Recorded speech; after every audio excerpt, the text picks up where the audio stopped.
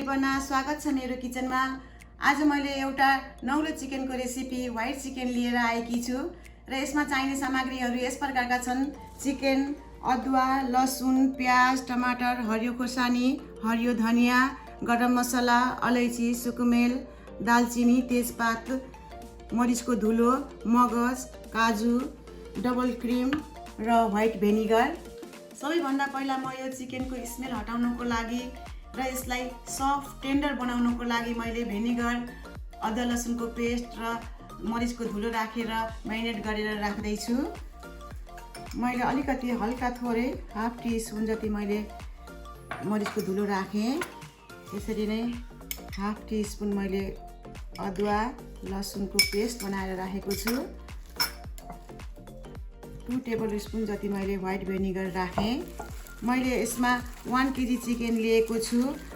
Chicken white chicken बनाउँदाखेरि जहिले पनि यस्तो थाईको बोसो नभएको ड्रमस्टिक थाईको पिस लिनुपर्छ। त्यो गर्दाखेरि राम्रो बन्छ चिकन र सबै साइडको बोसोहरू पनि हटाउनुपर्छ। त्यसले अलिकति स्मेल आउँछ चिकनको। र यसमा धनियाको धुलो र जिराको पाउडर नहालिकन बनाइन्छ। अब म यसलाई 1 घण्टा जति म्यारिनेट गरेर राख्दैछु। अब म प्याजको, टमाटर, हरियो खोर्सानीको र मगज काजुको भिन्दै प्युरी बनाउन गइरहेकी छु।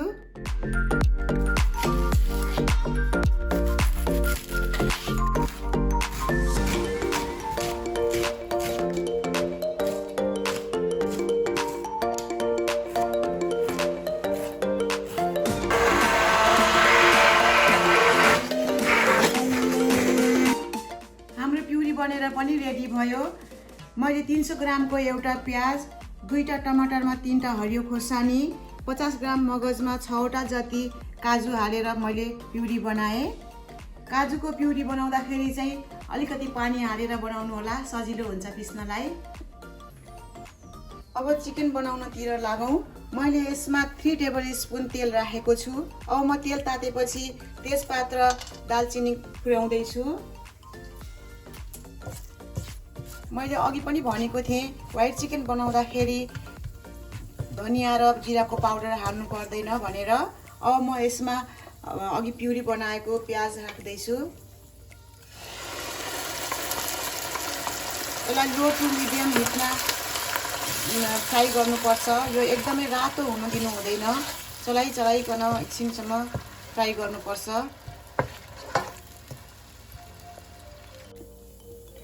प्याज चाहिँ यहाँहरूले सेतो नै युज गर्नु होला र प्याजमा भएको पानी सुकुन्जेलसम्म यसरी नै बिस्तारै चलाइकन रातो नहुने गरी काँचो प्याजको स्मेल जाउन्जेलसम्म यसलाई यसरी फ्राई गर्नु। अब म यसमा टमाटरको प्युरी राख्दैछु। यसलाई पनि एकछिन यसरी नै भुट्नुपर्छ। आगो चाहिँ मैले एकदम सानो बनाएको छु। टमाटर हालेपछि अलिकति हिटलाई हाई गरेर पानी सुकुन्जेलसम्म चलाइकन भुट्नुपर्छ। अब यसरी यो अलिअलि तेल र टमाटर प्याज भुटेको यसरी छुट्टिनुपर्छ। त्यतिन्जेलसम्म हामीले एकदम राम्रोसँगले भुट्नुपर्छ। यतिको भुटेपछि अब म यसमा थोरै पानी हालेर चलाउँदैछु।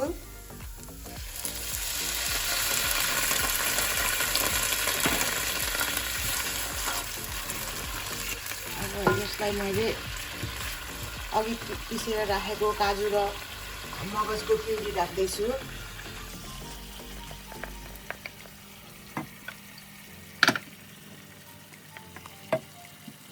अब यसलाई यसो चलाउँदै जाने, सबै कुरा राख्दै चलाउँदै जानुपर्छ बिस्तारै। त्यसपछि मैले मरिचको धुलो राख्दैछु। अघि पिसेर राखेको अलैची र सुकुमेलको धुलो पनि मैले राख्दैछु। 10वटा मैले सुकुमेल, 2टा अलैची राखेको थिएँ। अब यसलाई एकैछिन राम्रोसँगले मिक्स गरेर चलाउनुपर्छ।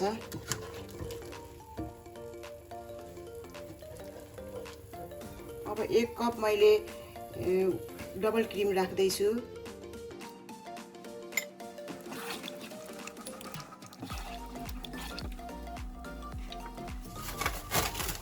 यतिको सिद्धो भएपछि मैले यसमा अघि म्यारिनेट गरेर राखेको चिकन राख्दैछु बिस्तारै बिस्तारै एक एकवटा गरेर।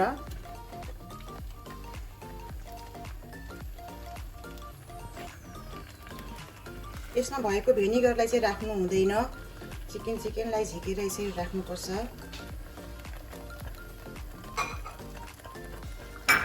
अब राम्रोसँग चलाएर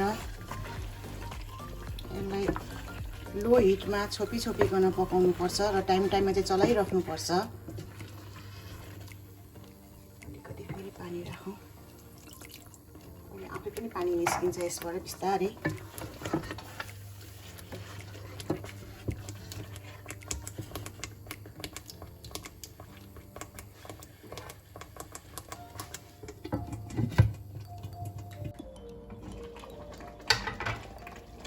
मैले चिकनलाई 10-12 मिनट जति पकाएँ, टाइममा बिचबिचमा चलाइराखेँ मैले, र मैले अलिकति बाक्लो भएको थियो र अलिकति पानी पनि थपेँ, किनभने चिकन पाक्नको लागि अलिकति पानी थप्नुपर्छ।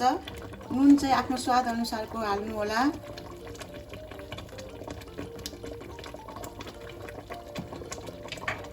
अब यसलाई राम्रोसँगले चलाइदिएर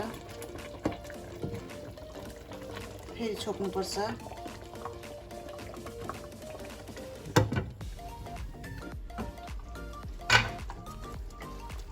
र हाम्रो व्हाइट चिकन पनि पाकेर रेडी हुन आँट्यो।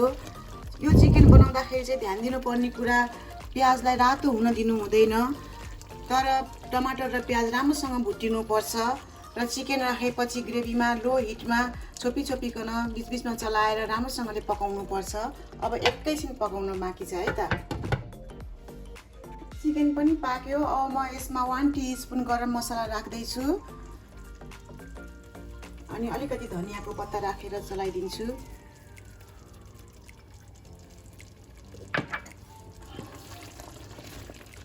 एकदम मिठो बास्ना आइरहेको छ। अब यसलाई म अलिकति चम्चाले चाखेर कस्तो भएछ भन्नु पर्यो, नुनहरू कस्तो लाग्यो।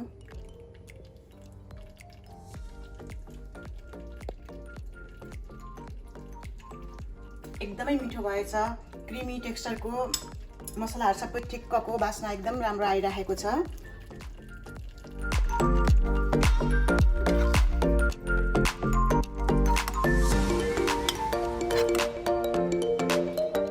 हाम्रो स्पेशल व्हाइट चिकन पनि बनेर सर्भ गर्नको लागि रेडी भएको छ। यसलाई यहाँहरूले तातो राइससँग अथवा पुलाव राइससँग इन्जोय गर्न सक्नुहुन्छ र यो रेसिपीलाई चाहिँ मिस नगर्नुहोला। मेरो च्यानललाई लाइक र सब्स्क्राइब गर्न पनि नबिर्सिदिनु होला। Thank you.